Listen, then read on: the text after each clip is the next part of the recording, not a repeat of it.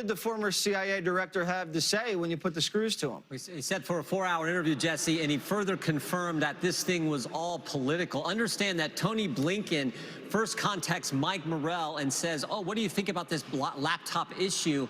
And then Blinken later that same day, October 17, 2020, sends Mike Morell the USA Today article, the story. That story gets put in the very letter that John Brennan, Mike Morell, and 49 other former intel officials sign on to. And they, again, just didn't sign on as Mike Morell, private citizen exercising his First Amendment rights, John Brennan, private citizen. They signed on as former acting director of the CIA, former head of the CIA. They used their title. So, yeah, Mr. Goldman talked about public servants. We expect public servants not to use their title to influence an election. And it was so political when it was all done, this talking point they wanted to give Joe Biden for that final debate with President Trump, it was so political. After that debate's over, the campaign calls up Mr. Morell, thanks him for it. He gets an attaboy from Steve Ricchetti, chairman of the Biden campaign. Sure. So it just further confirmed all that. So, Congressman, did you ask him why the CIA lies to voters to swing elections to Democrats?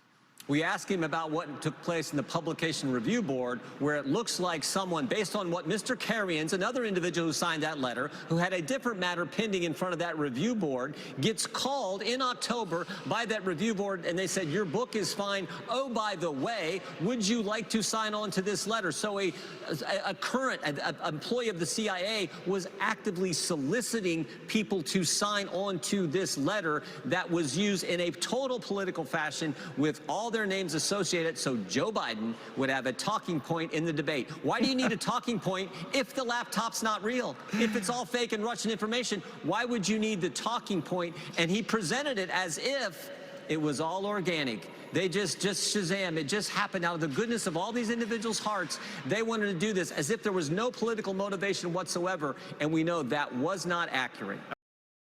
Anthony Blinken, the man in contact with Mr. Morell, profited greatly from a Biden victory and is now the Secretary of State. According to the Washington Examiner, at least 11 signatories of the infamous letter have frequented the White House 24 times from October 2021 to January 2023.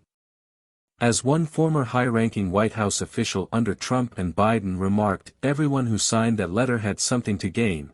They've washed themselves with the ability to say they were nonpartisan. 3 of the signatories of the letter were employed in high-ranking administrative posts in the Biden administration.